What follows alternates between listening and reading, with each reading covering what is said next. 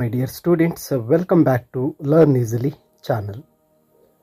ಈ ಒಂದು ವಿಡಿಯೋದಲ್ಲಿ ನಾವು the early years of Virat Kohli by Vijay Lokapally ಈ ಒಂದು ಶಾರ್ಟ್ ಎಕ್ಸ್ಟ್ರಾಕ್ಟ್ನ ಕನ್ನಡದ ಸರಳ ಸಾರಾಂಶವನ್ನು ಡಿಸ್ಕಸ್ ಮಾಡೋಣ. ಮೈ ಡಿಯರ್ ಸ್ಟೂಡೆಂಟ್ಸ್, ತಪ್ಪದೇ ಲರ್ನ್ ಈಸಿಲಿ ಚಾನಲ್ಗೆ ಸಬ್ಸ್ಕ್ರೈಬ್ ಮಾಡ್ಕೊಳ್ಳಿ, ವಿಡಿಯೋನ ಲೈಕ್ ಮಾಡಿ, ಹಾಗೆ ಈ ವಿಡಿಯೋನ ಹೈಪನ್ನು ಕ್ಲಿಕ್ ಮಾಡಿ. ಇಲ್ಲಿ ವಿರಾಟ್ ಕೊಹ್ಲಿರವರ ಆರಂಭಿಕ ವರ್ಷಗಳು ಹೇಗಿತ್ತು ಅಂತ ಹೇಳಿ ವಿಜಯ್ ಲೋಕಪಲ್ಲಿ ಅವರು ಬರೆದಿರ್ತಕ್ಕಂತಹ drive the Virat Kohli story ಪುಸ್ತಕದಿಂದ ಆಯ್ದಿರ್ತಕ್ಕಂತಹ ಈ ಒಂದು ಎಕ್ಸಾರ್ಟನ್ನು ನಾನು ಇಲ್ಲಿ ಎಕ್ಸ್ಪ್ಲೇನ್ ಮಾಡ್ತಾ ಹೋಗ್ತೇನೆ. ವಿಜಯ್ ಲೋಕಪಲ್ಲಿಯವರವರು ದಿ ಹಿಂದೂ ಪತ್ರಿಕೆಯ ಪ್ರಸಿದ್ಧ ಕ್ರಿಕೆಟ್ ಪತ್ರಕರ್ತರಾಗಿರುತ್ತಾರೆ. ಭಾರತದ ಅತ್ಯಂತ ಮೆಚ್ಚುಗೆ ಪಡೆದ ಕ್ರೀಡಾ ಪತ್ರಕರ್ತರು ಅಂದರೆ ಸ್ಪೋರ್ಟ್ಸ್ ಜರ್ನಲಿಸ್ಟ್ ಆಗಿರುತ್ತಾರೆ. ಅವರು ಕ್ರಿಕೆಟ್ ಬಗ್ಗೆ ವ್ಯಾಪಕವಾಗಿ ಬರೆದಿರ್ತಾರೆ. ಅವರ ಪ್ರಮುಖ ಕೃತ್ಯಗಳಲ್ಲಿ the Virender Sehwag story, drive the Virat Kohli story, world cup warriors, the hit man, the Rohit Sharma story ಮತ್ತು speed merchants, the story of Indian pace bowling ಮೊದಲಾದವು. ಇಲ್ಲಿ ವಿರಾಟ್ ಕೊಹ್ಲಿಯವರ ಬಗ್ಗೆ ಬರಿಬೇಕಾದ್ರೆ ಇದರಲ್ಲಿ ಹಲವಾರು ಪ್ರಶ್ನೆಗಳನ್ನು ಇವರು ಚರ್ಚೆ ಮಾಡಿರ್ತಾರೆ. ಕ್ರೀಡೆಗಳ ಪ್ರಾಮುಖ್ಯತೆ, ಒಬ್ಬ ವ್ಯಕ್ತಿಯನ್ನು ಕ್ರೀಡಾ ಮನೋಭಾವದವರು ಅಂತ ಗುರುತಿಸುವುದು ಹೇಗೆ, ಮತ್ತು ಅವರ ಅಧ್ಯಯನದ ಮೇಲೆ ಅವರ ಪೋಷಕರು ನೀಡುವ ಸಲಹೆಗಳು, ಭಾರತದಲ್ಲಿ ಕ್ರಿಕೆಟ್ ಒಂದು ಧರ್ಮ ಎಂಬ ಒಂದು ವಿದ್ಯಮಾನ ಮತ್ತು ಕ್ರೀಡಾ ದಂತಕಥೆಗಳ ವಿಶಿಷ್ಟ ಗುಣಗಳನ್ನು ಮನಸ್ಸಿನಲ್ಲಿಟ್ಟುಕೊಂಡು ಈ ಒಂದು ಬುಕ್ಕನ್ನು ಅಥವಾ ಈ ಒಂದು ಇಂಟರ್ವ್ಯೂವನ್ನು ಬರೆದಿರ್ತಾರೆ. ಇಲ್ಲಿ ಮೊದಲಿಗೆ ಅವರು ವೆಸ್ಟ್ ಡೆಲ್ಲಿ ಬಗ್ಗೆ ಮಾತಾಡ್ತಾರೆ. ವೆಸ್ಟ್ ಡೆಲ್ಲಿ ಅಂತಕ್ಕಂಥದ್ದು ಸೆಹ್ವಾಗ್, ಗಂಭೀರ್, ಆಶೀಶ್ ನೆಹ್ರಾ, ಧವನ್, ಇಶಾನ್ ಮತ್ತು ವಿರಾಟ್ ಕೊಹ್ಲಿಯವರಂತಹ ಒಂದು ಅಗ್ರೆಸಿವ್ ಆಟಗಾರರನ್ನು ಕಾಣತಕ್ಕಂತಹ ಒಂದು ಪ್ರದೇಶವಾಗಿರುತ್ತೆ. ಪಶ್ಚಿಮ ದಿಲ್ಲಿ ರಾಷ್ಟ್ರ ರಾಜಧಾನಿಯ ಒಂದು ಪ್ರದೇಶ ಆಗಿದೆ. ಅಲ್ಲಿ ಒಂದು ಕ್ರೀಡೆಯಲ್ಲಿ ಕ್ರಿಕೆಟ್ನಲ್ಲಿ ಒಂದು ಸ್ಥಾನ ಪಡೆಯೋದಕ್ಕೆ ತೀವ್ರವಾದಂತಹ ಪೈಪೋಟಿ ಇರತಕ್ಕಂಥ ಸ್ಥಳ. ಆ ವೆಸ್ಟ್ ಡೆಲ್ಲಿ ಒಂದು ತೀವ್ರ ಸ್ಪರ್ಧೆ, ಅವಕಾಶಗಳ ಕೊರತೆಯಿಂದ ಗುರುತಿಸಿರ್ತಕ್ಕಂಥ ಒಂದು ಪ್ರದೇಶ. ಇದು ಯುವಕರನ್ನು ರಾಜ್ಯ ತಂಡಗಳಲ್ಲಿ ಸ್ಥಾನಕ್ಕಾಗಿ ತೀವ್ರವಾಗಿ ಪೈಪೋಟಿ ಒತ್ತಾಯಿಸುವಂತಹ ಸ್ಥಳವಾಗಿರುತ್ತೆ. ಈ ಪೈಪೋಟಿಯು ಸಾಮಾನ್ಯವಾಗಿ ಚಾಂಪಿಯನ್ಗಳನ್ನು ಸೃಷ್ಟಿ ಮಾಡುತ್ತೆ. ದೆಹಲಿ ಕ್ರಿಕೆಟ್ಗೆ ಒಂದು ಅಂತಾರಾಷ್ಟ್ರೀಯ ಕ್ರಿಕೆಟ್ಗರನ್ನು ಪರಿಚಯಿಸುವ ಪ್ರವೃತ್ತಿಗೆ ರಮಣ್ ಲಾಂಬಾರ್ ಅವರಿಗೆ ಶ್ರೇಯಸ್ಸು ಸಲ್ಲುತ್ತೆ. ವಿರಾಟ್ ಕೊಹ್ಲಿ ಅಂತ ಒಂದು ಆಟಗಾರರನ್ನು ನೀಡಿದಂಥವರು. ಬಾಂಬೆ ಕ್ರಿಕೆಟ್ನ ಒಂದು ಪ್ರಾಬಲ್ಯವನ್ನು ಪ್ರಶ್ನಿಸಲು ಬಿಷನ್ ಸಿಂಗ್ ಬೇಡಿ ಅವರನ್ನು ಪ್ರತಿಭಾವಂತ ಗುಂಪನ್ನು ಅವರು ಗುರುತಿಸಿರ್ತಾರೆ. ಮೊಹಿಂದರ್ ಅಮರ್ನಾಥ್, ಮದನ್ ಲಾಲ್, ಸುರೇಂದರ್ ಖನ್ನಾ ಮತ್ತು ಕೀರ್ತಿ ಆಜಾದ್ ಸೇರಿದಂತೆ ಹಲವಾರು ವ್ಯಕ್ತಿಗಳು ದೆಹಲಿಯ ರಾಷ್ಟ್ರೀಯ ಕ್ರಿಕೆಟ್ ನಕ್ಷೆಯಲ್ಲಿ ಅಂದರೆ ಭಾರತಕ್ಕೆ ಒಳ್ಳೆಯ ಆಟಗಾರರನ್ನು ನೀಡಿದಂಥ ಶ್ರೇಯಸ್ಸು ಅವರಿಗೆ ಸಲ್ಲುತ್ತೆ. ಅದರಲ್ಲಿ ವೀರೇಂದ್ರ ಸೆಹ್ವಾಗ್ ಬಗ್ಗೆ ಬರೀತಾರೆ. ವೆಸ್ಟ್ ದಿಲ್ಲಿಯ ಒಂದು ಮಧ್ಯಮ ವರ್ಗದ ಹಿನ್ನೆಲೆಯಿಂದ ಬಂದಂಥ ವೀರೇಂದ್ರ ಸೆಹ್ವಾಗ್ ಅವರು ಆರ್ಥಿಕವಾಗಿ ಹಿಂದುಳಿದ ವರ್ಗದ ಯುವಕರಿಗೆ ಒಂದು ಮಾಡೆಲ್ ಆಗಿರ್ತಾರೆ. ಅವರ ಯಶಸ್ಸು ಮತ್ತು ಅವರ ಮಾನ್ಯತೆಗಾಗಿ ಅವರು ತೀವ್ರವಾದಂಥ ಒಂದು ಹೋರಾಟ ಮಾಡಿದರು. ಸೆಹ್ವಾಗ್ ಅವರ ಕಡಿಮೆ ಆರ್ಥಿಕ ಮತ್ತು ಒಂದು ಸ್ಥಾನ ಬೆಂಬಲವಿತ್ತು ಅವರಿಗೆ. ಅವರ ತಮ್ಮ ಕುಟುಂಬದ ಒಂದು ಬೆಂಬಲದಿಂದ ಅವರು ನೆಟ್ನಲ್ಲಿ 5 ನಿಮಿಷಗಳ ಒಂದು ಪ್ರಾಕ್ಟೀಸ್ ಮಾಡೋದಕ್ಕೆ 3 ಗಂಟೆಗಳ ಕಾಲ ಅವರು ಒಂದು ಪ್ರಯಾಣ ಮಾಡಿ ಬರಬೇಕಾಗಿರುತ್ತೆ. ಅವರ ಒಂದು ದೃಢ ಸಂಕಲ್ಪ ಮತ್ತು ಸೆಹ್ವಾಗ್ರವರು ಒಂದು ಕ್ರಿಕೆಟ್ ಶೈಲಿ ತುಂಬ ಅದ್ಭುತವಾಗಿರುತ್ತೆ. ಆ ಸೆಹ್ವಾಗ್ರವರು ಆಗಾಗ್ಗೆ ಬೌಲರ್ಗಳನ್ನು ಒಂದು ಚಿಂತೆಗೆ ಈಡು ಮಾಡ್ತಾಯಿದ್ರು. ಆ ರೀತಿಯ ಬ್ಯಾಟಿಂಗ್ ಆಡ್ತಾಯಿದ್ರು. ಅವರು ಉತ್ತಮ ಉಪಕರಣಗಳ ಕೊರತೆ ಇದ್ದರು, ಸರಿಯಾದಂತಹ ಒಂದು ಕ್ರಿಕೆಟ್ ಎಕ್ವಿಪ್ಮೆಂಟ್ಸ್ ಇಲ್ಲದೆ ಇದ್ದರೂ ಕೂಡ ಅವರು ಉತ್ತಮವಾದಂಥ ಪ್ರದರ್ಶನ ನೀಡ್ತಾಯಿದ್ರು. ಅವರಿಗೆ ಸಮಾನವಾದಂಥ ಆಟದ ಮೈದಾನವಿದ್ದರೆ ಸಾಕು ಎಂದು ಹಿಂದೇಟು ಹಾಕದ ಯುವಕರಿಗೆ ಒಂದು ಸ್ಫೂರ್ತಿ ನೀಡ್ತಾಯಿದ್ರು. ಇನ್ನು ಗೌತಮ್ ಗಂಭೀರ್ ಮತ್ತು ಅಜಯ್ ಜಡೇಜಾ. ಗೌತಮ್ ಗಂಭೀರ್ ಒಂದು ರೀತಿಯ ಅಪವಾದವಾಗಿದ್ದರು. ಏಕೆಂದರೆ ಅವರ ತಂದೆ ಒಬ್ಬ ಬಿಸ್ನೆಸ್ ಮ್ಯಾನ್ ಆಗಿದ್ದರು. ಅವರಿಗೆ ಬೇಕಾದಂತಹ ಅಗತ್ಯ ಸೌಲಭ್ಯಗಳನ್ನು ಅವರು ಕೊಡ್ತಾಯಿದ್ರು. ಆರ್ಥಿಕವಾಗಿ ಸುಸ್ಥಿತಿಯ ಕುಟುಂಬದಿಂದ ಬಂದಂತಹ ಅಜಯ್ ವಾಸನ್ರವರು ದೆಹಲಿಯ ಒಂದು ಪ್ರತಿಭೆಯಾಗಿದ್ದರು. ಮತ್ತು ಇಲ್ಲಿ ಅಜಯ್ ವಾಸನ್ರವರು ದೆಹಲಿಯ ಸಾನೆಟ್ ಕ್ಲಬ್ಗೆ ಹೋದರು. ಅವರು ಮಧ್ಯಮ ವರ್ಗದ ಕ್ರಿಕೆಟಿಗರ ಪೀಳಿಗೆಗೆ ಸೇರಿದವರು. ಅವರು ಅತಿಯಾಗಿ ಸುಖಭೋಗಕ್ಕೆ ಒಳಗಾಗದವರು ಮತ್ತು ದೂರ ಹೋಗುವ ಸಾಮರ್ಥ್ಯವನ್ನು ಹೊಂದಿದ್ದವರಾಗಿದ್ದರು ಅಂತ ತಿಳಿಸ್ತಾರೆ. ಇನ್ನು ಪಶ್ಚಿಮ ದೆಹಲಿ ಕ್ರಿಕೆಟ್ ಅಕಾಡೆಮಿಗೆ ಬಂದಾಗ WDCA ಅಂತ ಹೇಳಿ ಕೋಚ್ ತಾರಕ್ ಸಿನ್ನಾರ್ ಅವರ ಮಾರ್ಗದರ್ಶನದಲ್ಲಿ ಸಾನೆಟ್ ಕ್ಲಬ್ ಒಂದು ಕ್ಲಬ್ ಮಟ್ಟದ ಸ್ಪರ್ಧೆಯನ್ನು ಅವರು ಪ್ರೋತ್ಸಾಹಿಸಿದರು ಮತ್ತು ರಾಜ್ಯ ಮತ್ತು ದೇಶಕ್ಕಾಗಿ ಕ್ರಿಕೆಟಿಗರನ್ನು ಅಲ್ಲಿ ಅವರು ಬೆಳೆಸಿದರು. ಅಜಯ್ ವಾಸನ್ ಆಟದಿಂದ ನಿವೃತ್ತರಾದಾಗ ಅವರು ತಮ್ಮ ಕ್ಲಬ್ ಸಹ ಆಟಗಾರರು ಆಫ್ ಸ್ಪಿನ್ನರ್ ರಾಜ್ಕುಮಾರ್ ಅವರಿಗೆ ತರಬೇತಿ ಕ್ಲಿನಿಕನ್ನು ಸ್ಥಾಪಿಸಲು ಸಹಾಯ ಮಾಡಿದರು. ಅದಕ್ಕೆ ಸೂಕ್ತವಾಗಿ West Delhi Cricket Academy WDCA ಅಂತ ಹೆಸರನ್ನು ನೀಡಿದರು. ಒಂದು ದಿನ ಬೆಚ್ಚಗಿನ ಮಧ್ಯಾಹ್ನ 9 ವರ್ಷದ ವಿರಾಟ್ ಕೊಹ್ಲಿ ತಮ್ಮ ತಂದೆ ಪ್ರೇಮ್ ಕೊಹ್ಲಿಯವರೊಂದಿಗೆ ಆ ಒಂದು ಕ್ರಿಕೆಟ್ ಕಲಿಯಲು ರಾಜ್ಕುಮಾರ್ ಅವರಲ್ಲಿ ಬಳಿ ಬಂದಿದ್ದು. ಈ ಒಂದು WDCAನಲ್ಲಿಯೇ ವಿರಾಟ್ ಕೊಹ್ಲಿ ಮೊದಲಿಗೆ ಆ ಒಂದು WDCAಗೆ ಬಂದು ಸೇರ್ತಾರೆ. ಆ ಒಂದು ದಿನಾಂಕ ಮೇ 30, 1998ರಲ್ಲಿ ಕೇವಲ 9 ವರ್ಷದ ಹುಡುಗ ವಿರಾಟ್ ಕೊಹ್ಲಿ ಆ ಒಂದು ವೆಸ್ಟ್ ಡೆಲ್ಲಿ ಕ್ರಿಕೆಟ್ ಅಸೋಸಿಯೇಷನ್ಗೆ ಬಂದು ಸೇರ್ಕೋತಾರೆ. ಇನ್ನು ವಿರಾಟ್ ಕೊಹ್ಲಿರವರ ಆರಂಭಿಕ ದಿನಗಳು ಮತ್ತು ಅವರ ಸ್ಫೂರ್ತಿ ಏನಾಗಿತ್ತು ಅಂತ ನೋಡಿದಾಗ, ವಿರಾಟ್ ಕೊಹ್ಲಿಯವರ ಒಂದು ತಂದೆ ಪ್ರೇಮ್ ಕೊಹ್ಲಿ ತಮ್ಮ ಕಿರಿಯ ಮಗ ಕ್ರಿಕೆಟನ್ನು ಒಂದು ವೃತ್ತಿಯಾಗಿ ಮುಂದುವರಿಸೋದಕ್ಕೆ ಒಲವು ತೋರಿಸಿದ್ದಾರೆ ಅಂತ ಹೇಳಿ ಅವರು ಅಲ್ಲಿಗೆ ಕರ್ಕೊಂಡ್ಬಂದಿರ್ತಾರೆ. ಕುಟುಂಬದಲ್ಲಿ ಯಾರೂ ಆರಂಭದಲ್ಲಿ ಅವರಿಗೆ ಕ್ರಿಕೆಟ್ ಭವಿಷ್ಯ ಇದೆ ಅಂತ ಕಲ್ಪಿಸದೇ ಇದ್ದರೂ ವಿರಾಟ್ ತಮ್ಮ ಉತ್ಸಾಹವನ್ನು ಮುಂದಿಟ್ಟುಕೊಂಡು ಶ್ರದ್ಧೆಯಿಂದ ಆ ಒಂದು ಕ್ರಿಕೆಟನ್ನು ಕಲಿತಾರೆ. ಸೆಹ್ವಾಗ್ ರವರಂತೆ ವಿರಾಟ್ ಕ್ರಿಕೆಟ್ ಕೂಡ ಒಂದು ರೀತಿಯ ಕ್ರಿಕೆಟ್ ಆಡಲು ಸ್ಫೂರ್ತಿ ಪಡೆದಿದ್ದು ಸಚಿನ್ ತೆಂಡೂಲ್ಕರ್ ಅವರಿಂದ. ಇದು 1998 ಸಚಿನ್ ತೆಂಡೂಲ್ಕರ್ ತಮ್ಮ ಅತ್ಯುತ್ತಮ ಕ್ರಿಕೆಟ್ ಆಡಿದ ವರ್ಷವಾಗಿತ್ತು. ಇದರಲ್ಲಿ ಶಾರ್ಜಾದಲ್ಲಿ ಆಸ್ಟ್ರೇಲಿಯಾ ವಿರುದ್ಧ ಅವರ ಪ್ರಭಾವಶಾಲಿ ಬ್ಯಾಟಿಂಗ್ ಕೂಡ ಸೇರಿತ್ತು. ಇದು ವಿರಾಟ್ ಸೇರಿದಂತೆ ಅಪಾರ ಸಂಖ್ಯೆಯ ಅಭಿಮಾನಿಗಳನ್ನು ಗಳಿಸಲು ಕಾರಣ ಆಗಿತ್ತು. ಇಲ್ಲಿ ಆ WDCA West Delhi Cricket Association ಅಲ್ಲಿ ಸಚಿನ್ ಅವರ ಶಾರ್ಜಾ ಸಾಧನೆಗಳ ನಂತರ ಒಂದು ತಿಂಗಳೊಳಗೆ ಆ ಒಂದು ಕೋಚ್ಗಳು ಒಬ್ಬ ಹುಡುಗನನ್ನು ಅಲ್ಲಿ ಕರ್ಕೋತಾರೆ. ಆತನೇ ವಿರಾಟ್ ಕೊಹ್ಲಿ. ವಿರಾಟ್ ಕೊಹ್ಲಿ ಚಂಚಲ, ಉತ್ಸಾಹಭರಿತ ಮತ್ತು ನೆಟ್ಗಳಲ್ಲಿ ಅಭ್ಯಾಸ ಮಾಡಲು ಒಂದು ತುಂಬ ಇಂಟ್ರೆಸ್ಟನ್ನು ಹೊಂದಿರ್ತಾರೆ. ಇಲ್ಲಿ ಕೋಚ್ ರಾಜ್ಕುಮಾರ್ ಆರಂಭದಲ್ಲಿ ಆ ಒಂದು ವಿರಾಟ್ ಕೊಹ್ಲಿಯಲ್ಲಿ ಯಾವುದೇ ರೀತಿಯ ಒಂದು ಅಸಾಧಾರಣವಾದದ್ದನ್ನು ಏನು ನೋಡಿರಲಿಲ್ಲ. ಆದರೆ ಕೆಲವು ವಾರಗಳ ಒಂದು ಕೋಚಿಂಗ್ನ ನಂತರ ಅದೊಂದು ರೀತಿ ನಾಟಕೀಯವಾಗಿ ಬದಲಾಯಿತು. 9 ವರ್ಷದ ವಿರಾಟ್ನಿಂದ ಒಂದು ಪ್ರಬಲ ಮತ್ತು ನಿಖರವಾದ ಒಂದು ಎಸೆತದಿಂದ ಕೋಚ್ಗೆ ವಿರಾಟ್ನ ಸಾಮರ್ಥ್ಯದ ಅರಿವಾಯಿತು. ಅಂದರೆ ವಿರಾಟ್ ಕೊಹ್ಲಿ ಒಂದು ಥ್ರೋವನ್ನು ಎಸೆತಾರೆ. ಅದನ್ನು ನೋಡಿದಂತಹ ಕೋಚ್ ವಿರಾಟ್ನ ಬಗ್ಗೆ ಗಮನ ಹರಿಸ್ತಾರೆ. ಇದು ಆಟದ ಬಗ್ಗೆ ಒಂದು ಸಹಜ ಅರಿವನ್ನು ಸಹ ಸೂಚಿಸುತ್ತೆ. ರಾಜ್ಕುಮಾರ್ ಅವರ ಒಂದು ಸಹಾಯಕ ಸುರೇಶ್ ಬಾತ್ರಾ ಕೂಡ ವಿರಾಟ್ ಕೊಹ್ಲಿಯ ಪ್ರಬಲವಾದಂತಹ ಒಂದು ಥ್ರೋ, ಒಂದು ಬೌಂಡರಿಯಿಂದ ಬಂದಂತಹ ಒಂದು ಬಾಲನ್ನು ಅಲ್ಲಿಂದ ವಿಕೆಟ್ಗೆ ಎಸೆಯುವಂತಹ ಒಂದು ಥ್ರೋ ತುಂಬ ಆಶ್ಚರ್ಯಕರನಾಗಿ ಮಾಡಿರುತ್ತೆ. ಇಲ್ಲಿ WDCAಗೆ ವರದಿ ಮಾಡಿದ 10 ದಿನಗಳಲ್ಲೇ ವಿರಾಟ್ ಕೊಹ್ಲಿಯನ್ನು ಸ್ಪ್ರಿಂಗ್ ಡೇಲ್ ಶಾಲೆಯಲ್ಲಿ ನಡೆದಂತಹ ಒಂದು ಅಂಡರ್ 14 ಇಯರ್ಸ್ ಪಂದ್ಯಕ್ಕೆ ಆಡುವ ಒಂದು 11 ಮೆಂಬರ್ಸ್ ಟೀಮ್ಗೆ ಸೇರಿಸಲಾಗುತ್ತೆ.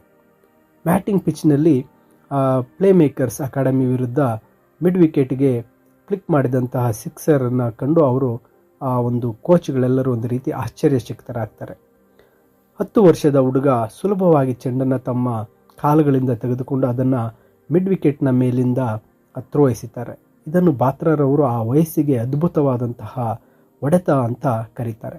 ಈ ಪಂದ್ಯವು ವಿರಾಟ್ ಕೊಹ್ಲಿಗೆ ಅವರ ಒಂದು ನೈಸರ್ಗಿಕವಾಗಿ ಒಬ್ಬ ಟ್ಯಾಲೆಂಟೆಡ್ ಬಾಯ್ ಅಂತಕ್ಕಂಥದ್ದನ್ನು ಗುರುತು ಸಿಗುತ್ತೆ ಮತ್ತು ಅವರಿಗೆ ಸೂಕ್ತವಾದಂತಹ ಒಂದು ಕೋಚಿಂಗ್ ಸಿಗಬೇಕು ಅಂತ ಹೇಳಿ ರಾಜ್ಕುಮಾರ್ ಮತ್ತು ಬಾತ್ರಾ ಅವರಿಗೆ ಒಂದು ರೀತಿ ಮನವರಿಕೆ ಮಾಡಿಕೊಡುತ್ತೆ. ಮತ್ತು ಆ ಒಂದು ಸಚಿನ್ ತೆಂಡೂಲ್ಕರ್ ಅವರಿಗೆ ವಿರಾಟ್ ಕೊಹ್ಲಿಯನ್ನು ಹೋಲಿಕೆ ಮಾಡಿದ್ದು. ವಿರಾಟ್ ರವರ ಒಂದು ಅಸಾಧಾರಣ ಪ್ರತಿಭೆಯನ್ನು ಸಚಿನ್ ತೆಂಡೂಲ್ಕರ್ ಅವರಿಗೆ ಹೋಲಿಸಲಾಗುತ್ತೆ. ಅವರು ಕೂಡ ಮುಂಬೈಯಲ್ಲಿ ರಮಾಕಾಂತ್ ಅರ್ಚೇಕರ್ ಅವರ ಒಂದು ಅಡಿಯಲ್ಲಿ ಶಿವಾಜಿ ಪಾರ್ಕ್ನಲ್ಲಿ ಒಂದು ಕಠಿಣ ತರಬೇತಿ ಪಡೆದಿದ್ದರು. ಸಚಿನ್ ದಾದರ್ನಲ್ಲಿ ತರಬೇತಿ ಮೈದಾನಕ್ಕೆ ಮೊದಲು ಬರುವವರಲ್ಲಿ ಮತ್ತು ಕೊನೆ ಹೊರಡುವವರಲ್ಲಿ ಒಬ್ಬರಾಗಿದ್ದರು. ಮತ್ತು ಬಸ್ ಮತ್ತು ಸ್ಥಳೀಯ ರೈಲಿನಿಂದ ಹಿಡಿದು ಸ್ಥಳೀಯ ಒಂದು ಲೀಗ್ನವರೆಗೆ ಎಲ್ಲೆಡೆ ಸ್ಥಾನಕ್ಕಾಗಿ ಅಲ್ಲಿ ಹೋರಾಡಬೇಕಾಗಿತ್ತು. ಇದೇ ರೀತಿ ನವೆಂಬರ್ 5, 1988ರಂದು ಸರೋಜ್ ಮತ್ತು ಪ್ರೇಮ್ ಕೊಹ್ಲಿ ದಂಪತಿಗೆ ಜನಿಸಿದ ವಿರಾಟ್ ತಮ್ಮದೇ ಆದ ಸವಾಲುಗಳನ್ನು ಎದುರಿಸಿದರು. ಇಲ್ಲಿ ವಿರಾಟ್ ಅವರು ಒಂದು ಎದುರಿಸಿದ ಪ್ರಮುಖ ಸವಾಲು ಏನೆಂದರೆ ಜೂನಿಯರ್ ಕ್ರಿಕೆಟ್ ಆಯ್ಕೆಗಳಲ್ಲಿ ಪ್ರಚಲಿತವಾಗಿದ್ದಂಥ ಒಂದು ಸ್ವಜನ ಪಕ್ಷಪಾತ ಮತ್ತು ನೆಚ್ಚಿನ ಆಟಗಾರರ ಆಯ್ಕೆಯಿಂದಾಗಿ ಗಮನವನ್ನು ಕಳೆದುಕೊಳ್ಳದೆ ಮತ್ತು ಧೃತಿಗೆಡದೆ ಇರತಕ್ಕಂಥದ್ದು. ಅದರ ಒಂದು ಖ್ಯಾತಿ ಕಾರ್ಯವೈಖರಿಗೆ ಹೆಸರಾದಂತಹ ದೆಹಲಿ ಮತ್ತು ಜಿಲ್ಲಾ ಕ್ರಿಕೆಟ್ ಅಸೋಸಿಯೇಷನ್ನ ಒಂದು ರೀತಿಯ ವಂಚನೆಗಳಿಂದಾಗಿ ಅವರು ಕ್ರಿಕೆಟ್ಗೆ ಕಳೆದು ಹೋಗುವಂತಹ ಹಂತದಲ್ಲಿದ್ದರು. ಕ್ರಿಕೆಟ್ ಹೊರತಾದಂತಹ ಕಾರಣಗಳಿಗಾಗಿ ಅಂಡರ್-14 ಆಯ್ಕೆಯನ್ನು ಕಳೆದುಕೊಂಡಿದ್ದು ತಮ್ಮ ಒಂದು ಇಮೇಜನ್ನು ಮೂಡಿಸೋದಕ್ಕೆ ಮತ್ತು ಪ್ರತಿನಿಧಿ ಕ್ರಿಕೆಟ್ ಕಡೆಗೆ ಮೊದಲ ಹೆಜ್ಜೆ ಇಡಲು ಅವರ ಮಹತ್ವಾಕಾಂಕ್ಷೆಗಳನ್ನು ಮತ್ತಷ್ಟು ಹೆಚ್ಚಿಸಿತ್ತು. ಇಲ್ಲಿ ಒಂದು ಡೆಲ್ಲಿಯ ಡಿಸ್ಟಿಕ್ ಕಮಿಟಿ ಅಸೋಸಿಯೇಷನ್ನಲ್ಲಿ ಆಯ್ಕೆ ಸಭೆಯು ಹೆಚ್ಚು ವಿವಾದಾತ್ಮಕವಾಗಿತ್ತು ಮತ್ತು ಮಧ್ಯರಾತ್ರಿಯವರೆಗೂ ಇದು ನಡೆದಿತ್ತು. ಇಲ್ಲಿ ಮಧ್ಯರಾತ್ರಿಯ ಫೋನ್ ಕರೆ, ಬೆಳಗಿನ ಜಾವ 2 ಗಂಟೆಗೆ ಕೋಚ್ ಸುರೇಶ್ ಬಾತ್ರಾ ಅವರಿಗೆ ಒಂದು ಫೋನ್ ಬರುತ್ತೆ ಮತ್ತು ಅದು ವಿರಾಟ್ ಅವರು ತಮ್ಮ ಭವಿಷ್ಯದ ಬಗ್ಗೆ ತಿಳಿಯಲು ಒಂದು ರೀತಿಯಲ್ಲಿ ಆತಂಕಗೊಂಡಿರ್ತಾರೆ. ವಿರಾಟ್ ಅರ್ಹತೆ ಕೊರತೆಯಿಂದಲ್ಲ, ಬದಲಿಗೆ ಕ್ರಿಕೆಟ್ ಹೊರತಾದಂತಹ ಒಂದು ಪರಿಗಣನೆಗಳಿಂದಾಗಿ ಆಯ್ಕೆಯನ್ನು ತಪ್ಪಿಸಿಕೊಂಡಿದ್ದರು. ಅವರು ಕ್ರಿಕೆಟ್ಗೆ ಕಳೆದು ಹೋಗಿರಲಿಲ್ಲ ಅಂತ ಕ್ರಿಕೆಟ್ಗೆ ಅವರು ಸೇರ್ತಾ ಇಲ್ಲ ಅಂತೇಳಿ ವಿರಾಟ್ಗೆ ಸಮಾಧಾನಪಡಿಸಲು ಮತ್ತು ಮನವರಿಕೆ ಮಾಡಲು ಆ ಕೋಚ್ ಅಗಾಧ ಪ್ರಯತ್ನವನ್ನು ಮಾಡಬೇಕಾಯಿತು. ವಿರಾಟ್ನ ತಂದೆ ಪ್ರೇಮ್ ಕೊಹ್ಲಿ ತುಂಬ ಆತಂಕಗೊಂಡಿದ್ದರು ಮತ್ತು ಆಯ್ಕೆಯನ್ನು ಖಚಿತಪಡಿಸಿಕೊಳ್ಳೋದಕ್ಕೆ ವಿರಾಟ್ರನ್ನು ಪ್ರಭಾವಿ ಕ್ಲಬ್ಗೆ ಬದಲಾಯಿಸುವ ಪ್ರಸ್ತಾವನೆಗಳನ್ನು ಕೂಡ ಸ್ವೀಕರಿಸಿದರು. ಆದಾಗ್ಯೂ ವಿರಾಟ್ ಒಂದು ಪಾರ್ಶಿಯಾಲಿಸಮ್ ಅಂದರೆ ಸ್ವಜನ ಪಕ್ಷಪಾತದಿಂದ ತುಂಬಿರುವ ಆ ಭಯಾನಕ ವ್ಯವಸ್ಥೆಯನ್ನು ಮೀರಿ ಬೆಳೀತಾರೆ ಅಂತ ಅವರು ವಿಶ್ವಾಸ ಹೊಂದಿದ್ರು. ಈ ಒಂದು ನದಿಯ ಅಡೆತಡೆಗಳ ಸುತ್ತ ತನ್ನ ಮಾರ್ಗವನ್ನು ಕೆತ್ತಿದಂತೆ ವಿರಾಟ್ ತಮ್ಮ ಮಾರ್ಗವನ್ನು ಕಂಡುಕೊಳ್ತಾರೆ ಅಂತ ನಂಬಿದ್ರು. ಮುಂದಿನ ಸೀಸನ್ನಲ್ಲಿ ವಿರಾಟ್ ಕೊನೆಯದಾಗಿ ಅಂಡರ್-15 ತಂಡಕ್ಕೆ ತಮ್ಮ ಸ್ಥಾನವನ್ನು ಬಲವಂತವಾಗಿ ಪಡೆದುಕೊಂಡರು. ನಂತರ ವಿರಾಟ್ನ ಪ್ರತಿಭೆ ಮತ್ತು ಅವರ ವರ್ತನೆ ಈ WDCA ವೆಸ್ಟ್ ಡೆಲ್ಲಿ ಕ್ರಿಕೆಟ್ ಅಸೋಸಿಯೇಷನ್ನಲ್ಲಿ ವಿರಾಟ್ ಸುಲಭವಾಗಿ ಅತ್ಯುತ್ತಮ ಪ್ರತಿಭೆಯಾಗಿದ್ದರು. ಪ್ರತಿಭೆಯನ್ನು ಹೊರಹಾಕ್ತಾ ಇದ್ದರು. ಅವರ ಮಾರ್ಗದರ್ಶಕ ರಾಜ್ಕುಮಾರ್ ಮತ್ತು ವಿರಾಟ್ನ ವರ್ತನೆಯಿಂದ ಹೆಚ್ಚು ಪ್ರಭಾವಿತರಾಗಿದ್ದರು. ಅವರು ಸಹಜ ಪ್ರತಿಭೆಯಾಗಿದ್ದರು ಮತ್ತು ಯಾವುದೇ ಸ್ಥಾನದಲ್ಲಿ ಬ್ಯಾಟಿಂಗ್ ಮಾಡಲು ಸಿದ್ಧರಿದ್ದರು. ಅವರು ಹೋಗಲು ಇಷ್ಟಪಡ್ತಾ ಇರಲಿಲ್ಲ. ಆದ್ದರಿಂದ ರಾಜ್ಕುಮಾರ್ ಅವರು ತರಬೇತಿಯ ನಂತರ ಅವರನ್ನು ಅಕ್ಷರಶಃ ಮನೆಗೆ ಕಳಿಸಬೇಕಾಯಿತು. ಅವರು ಎಂದಿಗೂ ಸಹ ಸುಮ್ಮನೆ ಇರ್ತಾ ಇರಲಿಲ್ಲ. ಯಾವಾಗಲೂ ಅವರ ಕೈಯಲ್ಲಿ ಬ್ಯಾಟನ್ನು ಅಥವಾ ಚೆಂಡನ್ನು ಇಟ್ಕೊಂಡು ವಿರಾಟ್ ಕೊಹ್ಲಿ ಇರ್ತಾಯಿದ್ರು. ವಿರಾಟ್ ಕೊಹ್ಲಿ ನೆಟ್ಗಳಿಗೆ ಎಂದಿಗೂ ತಡವಾಗಿ ಬರ್ತಾ ಇರಲಿಲ್ಲ. ಅವರಿಗೆ ಅನಾರೋಗ್ಯವಿದ್ದರೂ ಕೂಡ ಒಂದು ಕೋಚ್ಗೆ ಅದನ್ನು ತಿಳಿಸ್ತಾ ಇದ್ದರು. ವಿರಾಟ್ಗೆ ಆ ವಿಕೆಟ್ ಉಳಿಸುವ ಮಹತ್ವವನ್ನು ಒತ್ತಿ ಹೇಳಲು ಆ ಕೋಚ್ ಕೆಲವೊಮ್ಮೆ ವಿರಾಟ್ಗೆ ಕೆನ್ನೆಯ ಮೇಲೆ ಹೊಡೆದದ್ದು ಸಹ ಇತ್ತು. ಇದನ್ನು ಅವರು ತಮ್ಮ ಒಂದು ಕಲಿಕೆಯ ಒಂದು ಪ್ರಕ್ರಿಯೆ ಅಂತ ಅಂದ್ಕೊಳ್ತಾ ಇದ್ರು. ಆ ವಿರಾಟ್ ಎಂದಿಗೂ ಸಹ ಅದನ್ನು ಮತ್ತೆ ಆ ಮಿಸ್ಟೇಕ್ಗಳನ್ನು ಮಾಡ್ತಾ ಇರಲಿಲ್ಲ. ಇಂದಿನ ಅವರ ಅಭಿಮಾನಿಗಳಿಗೆ ಆಶ್ಚರ್ಯ ಆಗ್ಬೋದು. ವಿರಾಟ್ ಆ WDCAನಲ್ಲಿ ಒಬ್ಬ ನಾಚಿಕೆ ಸ್ವಭಾವದ ಮತ್ತು ಒಬ್ಬ ವಿನಮ್ರ ವಿದ್ಯಾರ್ಥಿಯಾಗಿದ್ದರು. ಅವರು ಅಷ್ಟು ಅಗ್ರೆಷನ್ ಆಗಿ ಇರಲಿಲ್ಲ ಅಂತಕ್ಕಂಥದ್ದು. ಮತ್ತು ವಿರಾಟ್ ಕಲಿಯುವಂತಹ ಒಂದು ತೀವ್ರತೆ ಹೇಗಿತ್ತು. ಸುರೇಶ್ ಬಾತ್ರಾರವರು ವಿರಾಟ್ನ ಕಣ್ಣುಗಳು ಮತ್ತು ಅವರ ಒಂದು ಗೌರವ ಮತ್ತು ವಿಧೇಯತೆಯನ್ನು ಮಾತ್ರ ಪ್ರತಿಬಿಂಬಿಸ್ತಾ ಇದ್ವು ಅಂತ ಹೇಳ್ತಾ ಇದ್ದರು. ಅವರನ್ನು ಪ್ರತ್ಯೇಕಿಸಿದ್ದ ಪಾಠಗಳನ್ನು ಗ್ರಹಿಸುವ ಅವರ ಒಂದು ತೀವ್ರತೆ ವಿರಾಟ್ ತುಂಬ ಕುತೂಹಲ ಹೊಂದಿದ್ರು. ಅದನ್ನು ಸಮಾಧಾನಪಡಿಸುವಂತಹ ವಿರಾಟ್ರನ್ನು ಸಮಾಧಾನಪಡಿಸೋದೇ ತುಂಬ ಕಷ್ಟಕರವಾಗಿತ್ತು. ಏಕೆಂದರೆ ಅವರು ಹಲವಾರು ಪ್ರಶ್ನೆಗಳನ್ನು ಮತ್ತು ವಿವರಣೆಗಳನ್ನು ಕೇಳ್ತಾ ಇದ್ದರು. ಅದಕ್ಕೆ ರಾಜ್ಕುಮಾರ್ ಅವರು ತಮ್ಮ ಕ್ರಿಕೆಟ್ ಜ್ಞಾನಕ್ಕಾಗಿನ ಅಂತ್ಯವಿಲ್ಲದ ಅನ್ವೇಷಣೆಯನ್ನು ಉಳಿಸುವಂತೆ ಕೇಳ್ತಾ ಇದ್ದರು. ಮತ್ತು ಅಲ್ಲಿ ವಿರಾಟ್ರ ಒಂದು ಗ್ರಹಿಸುವ ಶಕ್ತಿ ಅವರ ವಯಸ್ಸನ್ನು ಮೀರಿದ್ದಂತು ಅಂತ ಹೇಳ್ತಾ ಇದ್ದರು. ಇಲ್ಲಿ ವಿರಾಟ್ ತುಂಬ ಅದ್ಭುತವಾಗಿ ಗಮನ ಕೇಂದ್ರೀಕರಣ ಮಾಡ್ತಾಯಿದ್ರು, ಕಾನ್ಸಂಟ್ರೇಟ್ ಮಾಡ್ತಾಯಿದ್ರು ಅಂತ ಹೇಳಿ ರಾಜ್ಕುಮಾರ್ ಕೋಚ್ರವರು ಆ ವಿರಾಟ್ನ ಬಗ್ಗೆ ಗಮನಿಸಿದ್ದರು. ಇನ್ನು ಆ ಒಂದು ವಿರಾಟ್ ಅವರ ಕುಟುಂಬ ಬೆಂಬಲ ಮತ್ತು ಅವರ ಒಂದು ಪ್ರೋಗ್ರೆಸ್ ಹೇಗಿತ್ತು ಅಂತ. ಅಕಾಡೆಮಿಯ ಸ್ಥಳಗಳಲ್ಲಿ ಸೇವಿಯರ್ ಕಾನ್ವೆಂಟ್ ಮತ್ತು ಸೆಂಟ್ ಸೋಫಿಯಾ ಶಾಲೆ ಸೇರಿತ್ತು. ಅಲ್ಲಿ ಅವರ ತಂದೆ ಪ್ರೇಮ್ ಕೊಹ್ಲಿ ಒಬ್ಬ ತುಂಬ ಮೋಟಿವೇಶ್ನಲ್ ವ್ಯಕ್ತಿಯಾಗಿದ್ದರು. ಅವರ ಅಣ್ಣ ವಿಕಾಸ್ ಮತ್ತು ಸೋದರಿ ಭಾವನಾ ಕೂಡ ಆ ಒಂದು ವಿರಾಟ್ನ ಬೆಂಬಲಕ್ಕೆ ನಿಲ್ತಾ ಇದ್ದರು. ವಿರಾಟ್ ಆರಂಭದಲ್ಲಿ ತುಂಬ ಒಂದು ಪ್ರೋಗ್ರೆಸ್ಸನ್ನು ಅವರು ಸಾಧನೆ ಮಾಡಿದರು ಮತ್ತು ನಂತರ ಇತರರನ್ನು ಹೆಚ್ಚಿನ ಒಂದು ಅಂತರದಿಂದ ಮೀರಿಸಿ ಎಲ್ಲರಿಗಿಂತ ಮುಂದೆ ಹೋಗ್ತಾ ಇದ್ದರು. ಇಲ್ಲಿ ಬಾತ್ರಾರವರಿಗೆ ಮರೆಯಲಾಗದ ಕ್ಷಣ ಎಂದರೆ ಒಂದು ಉತ್ತರ ದಿಲ್ಲಿ ಪಿಕ್ನಿಕ್ ಹಟ್ನಲ್ಲಿ ನಡೆದಂತಹ ಅಂಡರ್ 15 ಸ್ಥಳೀಯ ಪಂದ್ಯಾವಳಿ. 12 ವರ್ಷದ ವಿರಾಟ್ ಅದ್ಭುತ ಒಂದು ಸೆಂಚುರಿಯೊಂದಿಗೆ ಎಲ್ಲರನ್ನೂ ಕೂಡ ಅಲ್ಲಿ ದಿಗ್ಭ್ರಮೆಗೊಳಿಸಿದರು. ಆ ಇನ್ನಿಂಗ್ಸ್ ಅದ್ಭುತವಾಗಿತ್ತು, ಏಕೆಂದರೆ ಅವರ ಅತ್ಯುತ್ತಮ ಹೊಡೆತಗಳ ಶಕ್ತಿ ಮತ್ತು ಸಮಯ ಅದು ತುಂಬ ಉನ್ನತ ಮಟ್ಟಕ್ಕೆ ಸೇರಿತ್ತು. ಈ ಪ್ರದರ್ಶನವು ಅವರು ಪ್ರಭಾವ ಬೀರಲಿದ್ದಾರೆ ಅಂತ ಒಂದು ಕೋಚರ್ಗೆ ಒಂದು ಮನವರಿಕೆಯಾಗಿತ್ತು. ಈ ಹುಡುಗ ತುಂಬ ಒಳ್ಳೆ ಟ್ಯಾಲೆಂಟ್, ಮುಂದೆ ಎತ್ತರ ಸ್ಥಾನಕ್ಕೆ ಹೋಗ್ತಾನೆ ಅಂತಕ್ಕಂಥದ್ದು ಗೊತ್ತಿತ್ತು. ಇಲ್ಲಿ ವಿರಾಟ್ ಕೊಹ್ಲಿಯ ಪ್ರದರ್ಶನದ ನಂತರ ಎಲ್ಲರೂ ತುಂಬ ಆಶ್ಚರ್ಯಚಕಿತರಾಗಿ ಅಲ್ಲಿಂದ ಹೋದರು. ಆ ಸೌಮ್ಯ ಸ್ವಭಾವದ ಬಾತ್ರಾರವರಿಗೆ ಮೇ 2021ರಲ್ಲಿ 53ನೇ ವಯಸ್ಸಿನಲ್ಲಿ ಅವರು ನಿಧನರಾಗ್ತಾರೆ. ಇಲ್ಲಿ ವಿರಾಟ್ ಕೊಹ್ಲಿಯರ ಒಂದು ಪರಿಣಾಮಕಾರಿ ಬ್ಯಾಟ್ಮನ್ ಆಗಿ ಬೆಳೆದಿದ್ದು ಹೇಗೆ ಅಂತ. ವಿರಾಟ್ ಒಂದು ಪಂದ್ಯವನ್ನು ತಪ್ಪಿಸ್ಕೊಳ್ತಾ ಇರಲಿಲ್ಲ. ಅವರ ತಂದೆ ಅವರನ್ನು ತಮ್ಮ ಒಂದು 2 ವೀಲರ್ನಲ್ಲಿ ದೂರದ ಸ್ಥಳಗಳಿಗೆ ಕರ್ಕೊಂಡು ಹೋಗ್ತಾ ಇದ್ರು ಮತ್ತು ಅವರಿಗೆ ಉತ್ಸಾಹ ಎಂದಿಗೂ ಕಡಿಮೆ ಆಗದಂತೆ ನೋಡಿಕೊಂಡ್ರು. ಅವರು ಅಲ್ಪ ಸಮಯದವರೆಗೆ ಮಾತ್ರ, ಏಕೆಂದರೆ ಅವರ ಪಾಠಗಳನ್ನು ಇಲ್ಲಿ ವಿರಾಟ್ ಕೊಹ್ಲಿ ಅವರ ಒಂದು ಕ್ಲಾಸ್ಗಳನ್ನು ತುಂಬ ವೇಗವಾಗಿ ಕಲಿತಾ ಇದ್ದರು. ಅವುಗಳನ್ನು ಪರಿಣಾಮಕಾರಿ ಬ್ಯಾಟ್ಸ್ಮನ್ ಆಗಲು ತಮ್ಮ ಆಟದಲ್ಲಿ ಅದನ್ನು ಅಳವಡಿಸ್ಕೊಳ್ತಾ ಇದ್ದರು. ಅವರು ತಮ್ಮ ಸಮಯ ಮತ್ತು ಶಕ್ತಿಯ ಅತ್ಯುತ್ತಮವಾದಂತಹ ಒಂದು ಕೋಆರ್ಡಿನೇಷನ್ನಿಂದ ಅಲ್ಲಿ ಬಂದಿರತಕ್ಕಂಥ ವೀಕ್ಷಕರನ್ನು ಆಶ್ಚರ್ಯಗೊಳಿಸ್ತಾ ಇದ್ದರು. ಮತ್ತು ಅವರ ಬಲವಾದ ಆತ್ಮವಿಶ್ವಾಸದ ಆಧಾರದ ಮೇಲೆ ಅವರು ಹೊಡೆತಗಳನ್ನು ಅವರ ಸ್ಟ್ರೋಕ್ಸನ್ನು ಇಂಪ್ರೂವ್ ಮಾಡಿಕೊಂಡಿದ್ದರು. ಅವರು ಫುಲ್ ಡ್ರೈವ್ ಮತ್ತು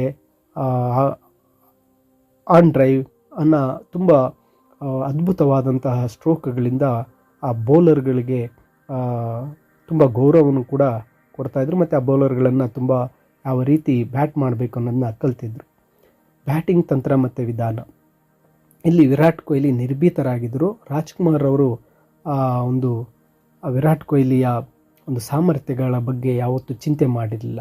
ವಿರಾಟ್ ಕಠಿಣ ತರಬೇತಿ ತುಂಬ ಟ್ರೈನಿಂಗನ್ನು ತಗೊಂಡಿದ್ರು ಮತ್ತು ಅನುಭವಿಗಳಂತೆ ಹಿರಿಯ ಬೌಲರ್ಗಳನ್ನು ಅವರು ಫೇಸ್ ಮಾಡ್ತಾಯಿದ್ರು.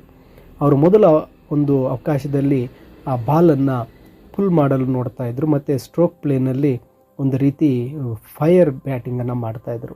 ಮ್ಯಾಟಿಂಗ್ ಪಿಚ್ಗಳಲ್ಲಿ ಅವರಿಗೆ ಪ್ರಾಕ್ಟೀಸ್ ನೀಡುವುದು ಬೌನ್ಸ್ಗೆ ಒಂದು ಬೌನ್ಸ್ ಬಾಲ್ಗೆ ಕ್ವಿಕ್ಕಾಗಿ ಅವರು ರಿಯಾಕ್ಟ್ ಮಾಡೋದಕ್ಕೆ ಸಹಾಯ ಮಾಡ್ತಾಯಿತ್ತು. ಇದು ಚೆಂಡನ್ನು ಒಂದು ಡಿಫೆನ್ಸ್ ಮಾಡೋದಕ್ಕೆ, ಅಂದರೆ ರಕ್ಷಣೆ ಮಾಡ್ಕೊಳ್ಳೋದಕ್ಕೆ ಅವರನ್ನು ಪಳಗಿಸ್ತಾ ಇತ್ತು ಮತ್ತು ಅದನ್ನು ತಿರಸ್ಕಾರದಿಂದ ಹೊಡೆಯಲು ಅವಕಾಶ ಮಾಡಿಕೊಡ್ತಾಯಿತ್ತು. ಅವರ ಶಾಟ್ ಆಯ್ಕೆಯನ್ನು WDCAನಲ್ಲಿ ಸುದೀರ್ಘ ನೆಟ್ ಸೆಷನ್ಗಳ ಮೂಲಕ ಅಭಿವೃದ್ಧಿಪಡಿಸಲಾಯಿತು.